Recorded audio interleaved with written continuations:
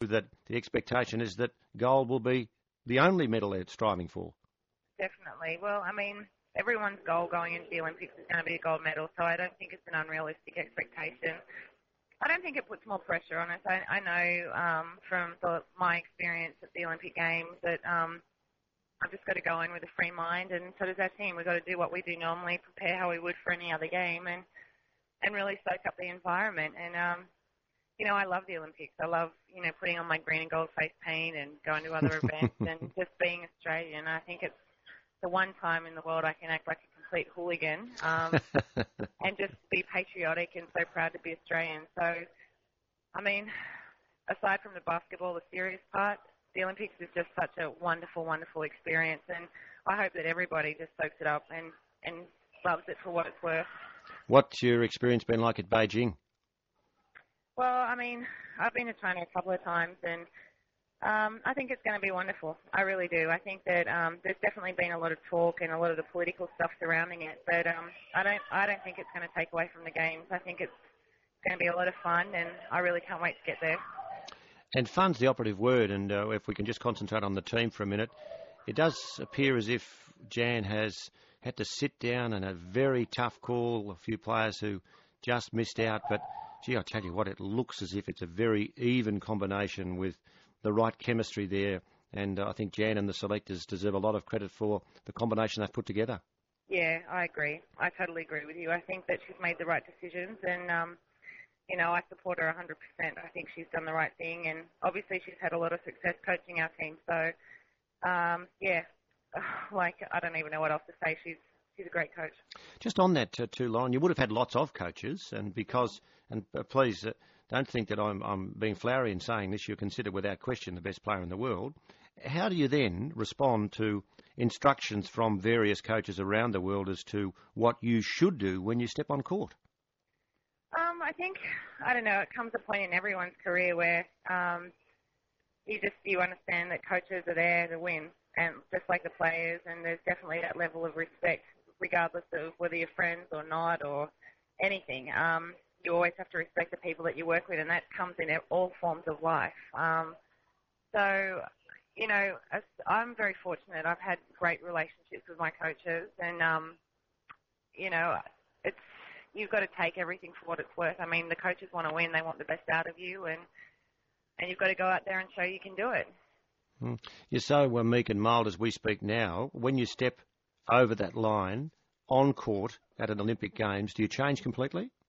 Yes, I have a very rare case of white line fever, and once I step onto the court, I turn into a monster. Yes. What sort of monster? A very, very big 6'5" green and gold monster. Very passionate monster. But we don't want the 6'5" monster to get into foul trouble, Lauren. No, well, I'm pretty good with that. I'm a smart monster. Yes. So that there is an aggressive streak that you can control, but you need to know, and you need the opposition to know, that you can intimidate them by your mere presence. Yeah, I think, over the years I've sort of learnt that about myself, and, you learn things that, when I was younger I may not have seen, but, I've had a lot of experience playing the game. I've been around a while now, so I know what I need to do and, how I need to act and everything like that, and I'm just going to do what I can to help this team win. Is it fair to say you think that perhaps the Americans intimidated us in the last couple of Olympics? Yeah, I think the Americans have this definite persona. They walk into a basketball stadium and everyone goes, whoa, look at them, they're amazing. But I think the great thing about having players over in America now and things like that is that they just don't do that anymore. Like they bleed red blood, they're just people like the rest of us. And, they're very athletic and they're great players and everything like that, but we are too. We've got players that can do that sort of stuff as well. So it's going to be a pretty even match-up, but, we're just going to go and do our thing, and hopefully it's good enough. Yeah, sounds wonderful. And just as we wrap it up, Lauren Jackson on Grandstand Around Australia, when the games finish, there's not a lot of time before then the closing ceremony, which most athletes usually enjoy to the extremity. Then what happens in your life, Lauren? I head straight back to Seattle. Straight away? Season, yeah, the next day. Finish off my WNBA season, and then I think I get home for about a week and a half. do some promotional stuff, and then I'm back over to Russia for another 7 or 8 months. So I've got a pretty big year ahead. It doesn't really stop very long. No. Now, are Mum and Dad going to be able to see you in Beijing? Yes, Mum and Dad are coming over, so it'd be great to have their support, and it's great to have their love too. It's nice to have a shoulder to lean on. So I really can't wait. Yeah, fantastic. And just a final one then, and look, I don't want to look too far ahead because you're playing so brilliantly now. What about when it's all over? What about when basketball isn't the priority in your life because your body says, look, I don't think I want to do this anymore? What are you going to do? And more importantly, where are you going to live? I haven't really thought about that. It just depends on what's going on in my life. Obviously, every day brings new opportunities, and you meet new people and do things like that. For me, I'm living in Sydney in Australia when I'm here, so obviously I'd love to finish off my WNBL career in Australia.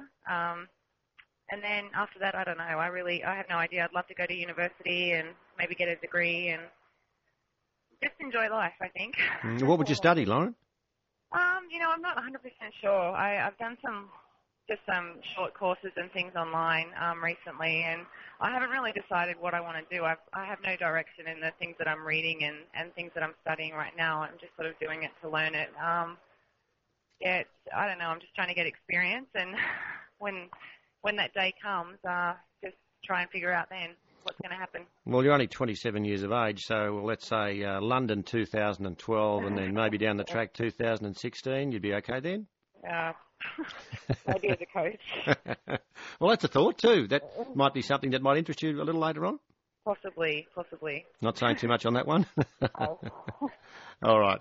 Look, I know that the time with your parents needs to be quality. Gary and Marie have been so supportive, and of course, they can fly the flag because of they've tasted success with an Australian team as basketball players. And Lauren, thank you so much for sharing with us some thoughts. We look forward to seeing you in Beijing flying the flag, and we look forward to the Australian Opals doing very well. And thank you so much for being part of Grandstand Around Australia. All right, mate. Thank you very much.